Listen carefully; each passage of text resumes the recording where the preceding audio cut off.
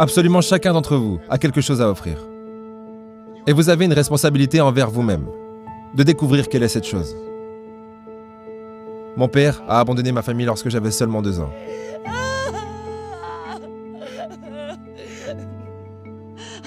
J'ai été élevé par une mère célibataire qui devait travailler et qui avait parfois de la peine à payer les factures. Elle n'était pas toujours en mesure d'acheter les choses que les autres enfants avaient. Elle n'avait pas assez d'argent pour m'envoyer là où les autres enfants américains allaient à l'école. Mais elle trouvait qu'il était important pour moi que je suive une éducation à l'américaine. Donc elle a décidé de m'enseigner des leçons extrascolaires elle-même, du lundi au vendredi. Mais vu qu'elle devait aller au travail, le seul moment où elle pouvait le faire, c'était à 4h30 du matin. Maintenant, comme vous pouvez l'imaginer, je n'étais pas vraiment contente de devoir me lever à 4h30. Très souvent, je finissais par m'endormir sur la table de la cuisine. Mais à chaque fois que je me plaignais, ma mère me jetait un de ses regards et me disait « Ce n'est pas une partie de plaisir pour moi non plus, mon petit gars. » Il y avait des moments où je souffrais de ne pas avoir de père dans ma vie. Il y avait des moments où je me sentais seul et j'avais l'impression de ne pas m'intégrer. Donc je n'ai pas toujours été aussi concentré que j'aurais dû l'être à l'école. J'ai fait des choses dont je ne suis pas fier et j'ai été dans plus d'embrouilles que ce que j'aurais dû.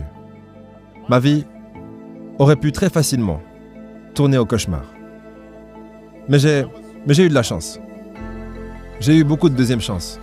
J'ai pu aller à l'université, faire une école de droit et suivre mes rêves.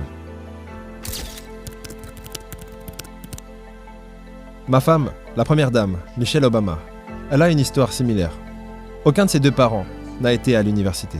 Et ils n'avaient pas beaucoup d'argent. Mais ils ont travaillé dur et elle a travaillé dur pour s'assurer qu'elle puisse aller dans les meilleures écoles de ce pays. Certains d'entre vous n'ont peut-être pas ces avantages. Peut-être que vous n'avez pas des adultes dans votre vie qui vous donnent le soutien dont vous avez besoin. Peut-être que quelqu'un dans votre famille a perdu son travail et que vous manquez d'argent. Peut-être que vous vivez dans un quartier où vous ne vous sentez pas en sécurité. Où vous avez des amis qui vous poussent à faire des choses que vous savez ne pas être bien. Mais au final, il n'y a aucune excuse pour ne pas essayer. L'endroit où vous vous trouvez actuellement ne détermine pas où est-ce que vous finirez. Personne n'a écrit votre